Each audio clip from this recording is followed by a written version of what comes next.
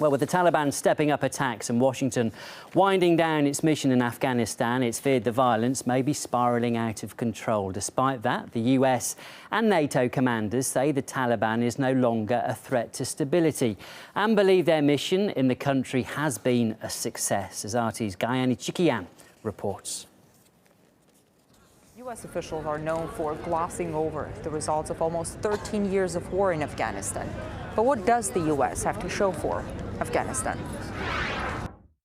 We achieved our central goal, which is, or have come very close to achieving our central goal, which is to decapacitate Al-Qaeda, to dismantle them. The U.S. has decapacitated some and unleashed others. Afghanistan is yet again becoming a magnet for extremist forces from across Central Asia. The groups have proliferated rather than diminished since the U.S. presence there. And so they're much more active, they're much more influential today. They've actually been created during the period that the United States was actually there. And so we actually created that more extremism, if you will. A Pentagon-sponsored study has concluded that the Taliban-led insurgency in Afghanistan will intensify following the drawdown of U.S. and allied troops there at the end of 2014. The Taliban have grown so strong that after years of fighting the group, Washington now finds itself in a position where it says there have to be talks with the Taliban. Since the U.S. invasion, heroin production in Afghanistan has surged almost 40 times. The country now provides nearly 90% of the world's opium and heroin. This is one of those grand ironies. The Taliban, while they were in charge, actually went about destroying the drug production. It was at the all-time low when we invaded in 2001. Now they've come to rely upon the very drugs they try to destroy for their own self-funding.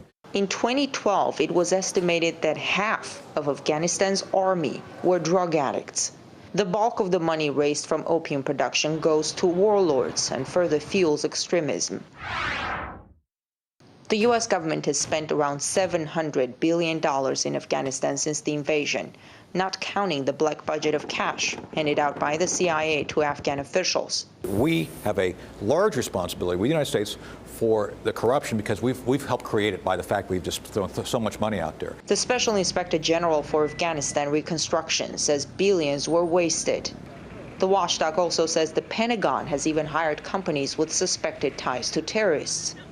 The United States government subsidizing the Taliban, Al-Qaeda, the Haqqani network, those groups that are trying to shoot and kill our soldiers. The exact number of Afghan civilians who died as a result of the U.S. invasion is difficult to verify.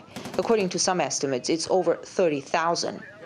2,316 U.S. soldiers were killed in Afghanistan. Many of those who survived are carrying wounds that no one can see. The suicide rate among U.S. servicemen has been staggering. On average, every day, one active duty soldier takes their own life. The ultimate price both nations have paid is more than any budgets can cover. In Washington, I'm Gayani Chikian, RT. With just months to go before American troops complete their pullout from Afghanistan, a long-term security deal with Kabul is still hanging in the balance. Experts predict that local forces will be unable to maintain law and order, and that means that leaves many questioning whether anything has been achieved by more than 13 years of occupation. We spoke with New York-based social justice attorney Bina Ahmad.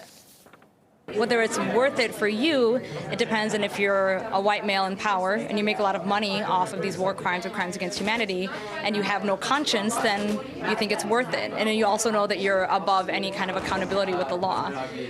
You think that you can say these statements and that torture and genocide were worth it to you. I think it's also very telling of where we are in our culture and our society.